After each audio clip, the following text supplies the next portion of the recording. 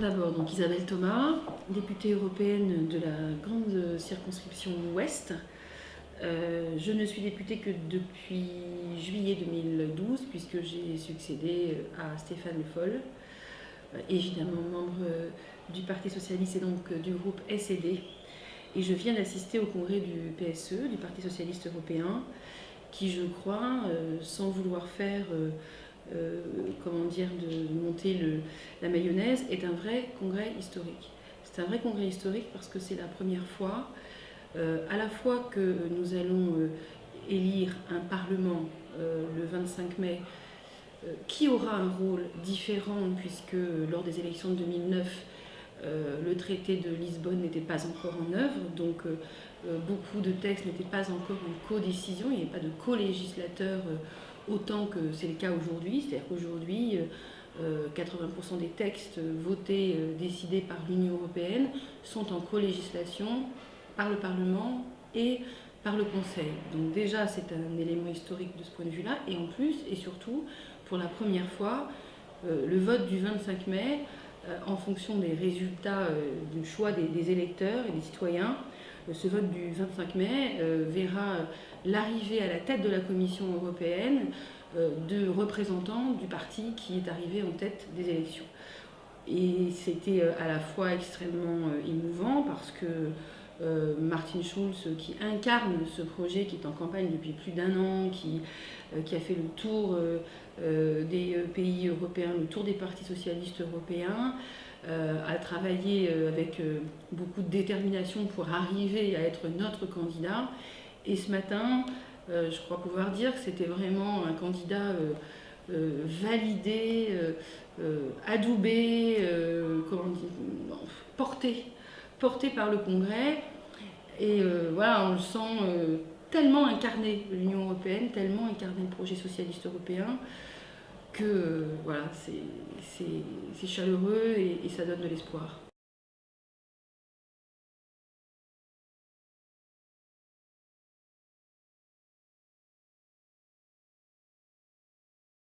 Le manifesto, c'est une feuille de route, mais elle est assez large finalement. C'est bien d'avoir voté ce projet ce matin, puisque ça prouve les convergences des partis socialistes européens. D'ailleurs, je tiens à dire que ça, c'est aussi une grande avancée. C'est-à-dire qu'il y a une convergence des partis socialistes européens. Je ne dis pas qu'il y a identité, je ne dis pas qu'il n'y a pas des traditions culturelles ou des priorités, puis il y a ceux qui sont au pouvoir, ceux qui n'y sont pas, donc forcément ça aboutit à des positionnements un peu nuancés.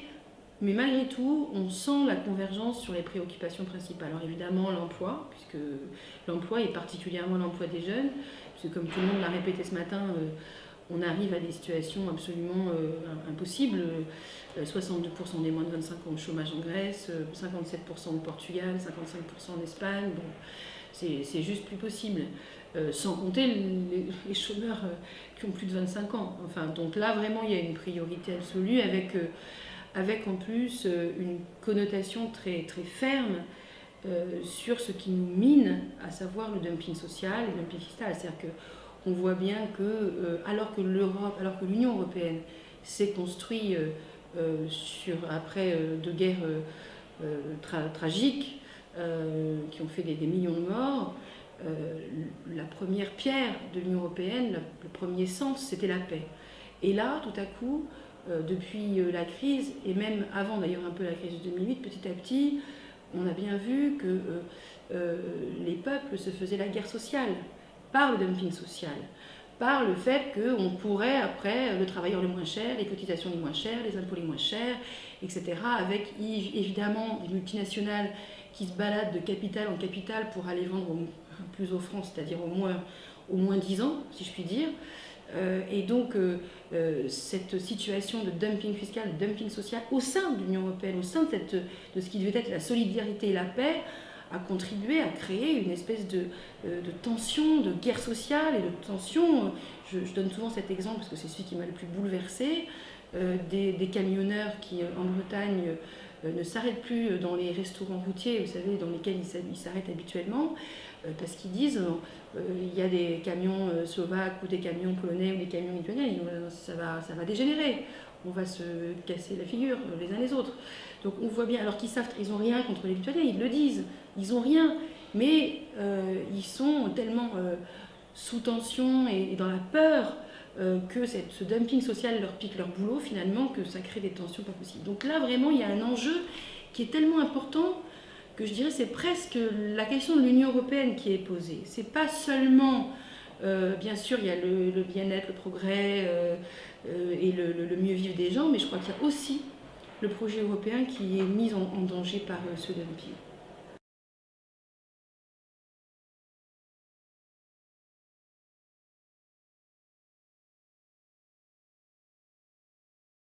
Alors à partir de ce constat et à partir de cette urgence, parce que je la qualifie d'urgence, il y a, comme l'a dit Martin Schulz ce matin, et c'est là qu'on voit bien qu'il fédère l'ensemble des partis socialistes européens et la voix des travailleurs européens. L'urgence, c'est effectivement à la fois l'emploi et à la fois la lutte contre le moins-disant social, le dumping social, fiscal également, parce que en plus de tout ça, nous avons payé, nous salariés travailleurs, nous avons payé la crise des banques. Et là aussi, il y a une injustice qui a été commise. Les gouvernements et la droite au pouvoir ont fait ce choix de faire payer par les salariés, par les travailleurs, une crise qui n'était pas la leur, qui était générée par l'incurie, l'imprudence, l'incompétence du secteur bancaire et financier. Et donc la question des paradis fiscaux, la question de la taxation des transactions financières, la question de l'harmonisation fiscale est elle aussi posée. Donc vraiment c'est là aussi historique, parce que jusqu'à présent c'était les deux questions finalement qui n'étaient, qui ne pouvaient être réglées qu'à l'unanimité du Conseil, et donc on savait que la compétence européenne était très mineure, et tout à coup elles deviennent, progressivement, elles sont devenues, et ça a été dans le discours de la plupart des intervenants de ce matin, elles sont devenues les priorités de l'Union européenne. Donc c'est sur le fond aussi une petite révolution.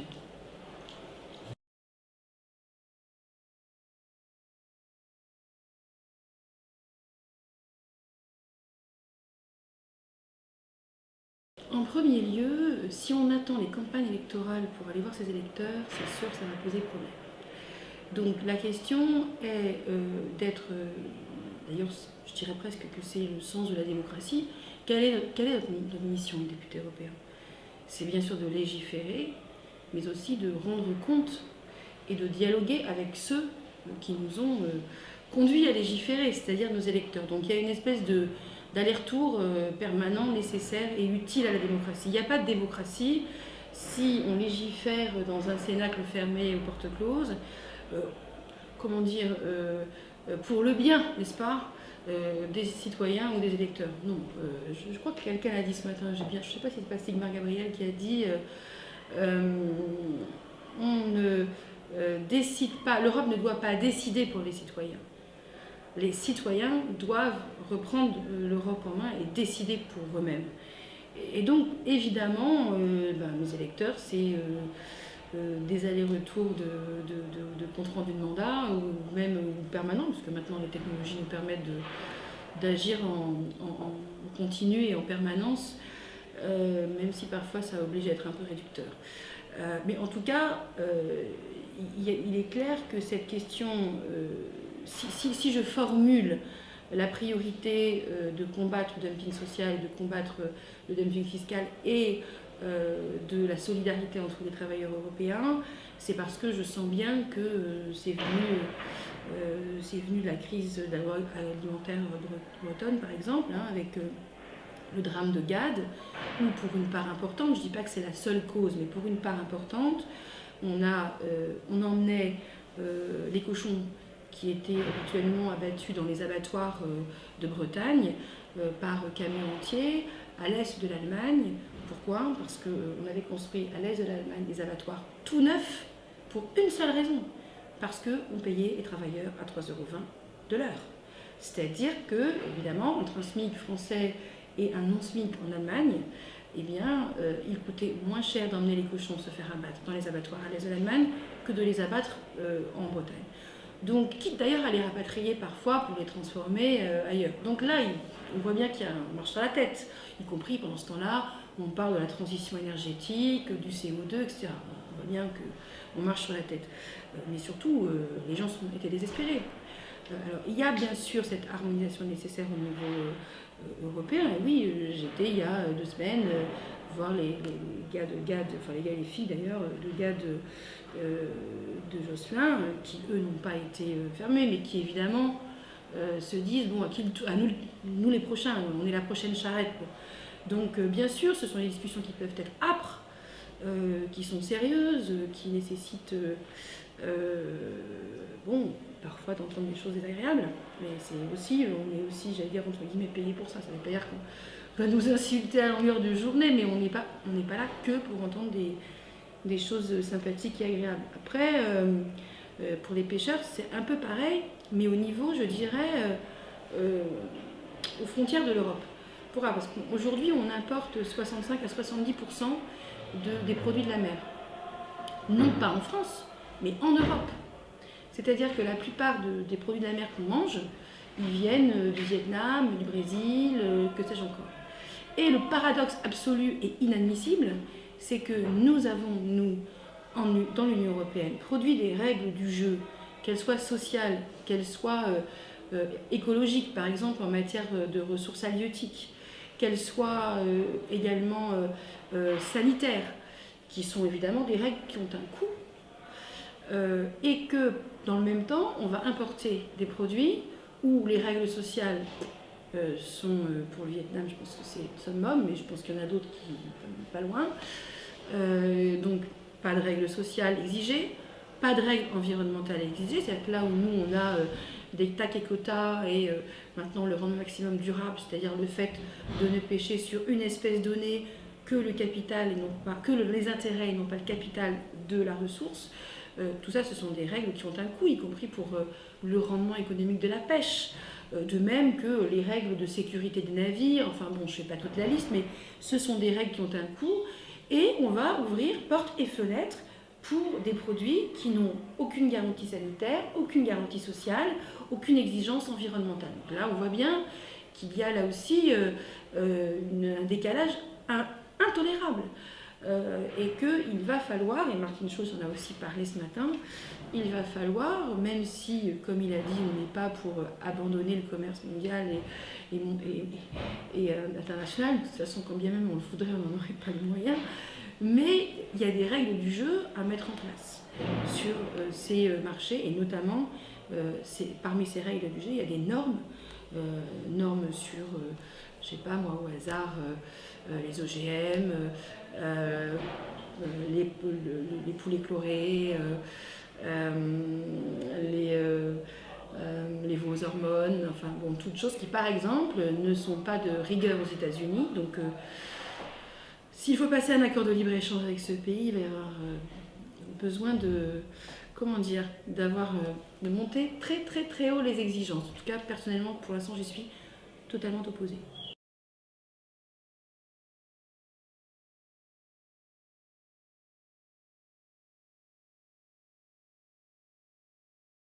C'est pas parce que je suis en campagne, mais j'y crois vraiment.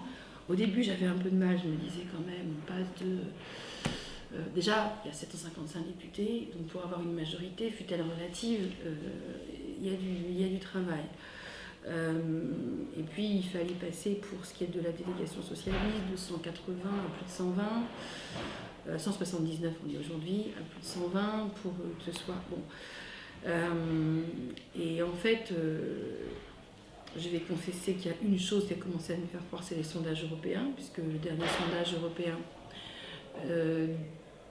avance que 220 ou 218, je ne sais plus, députés socialistes devraient être élus le 25 mai. Alors, ce ne sont que des sondages, on est 3 mois avant les élections, tout ça c'est vrai.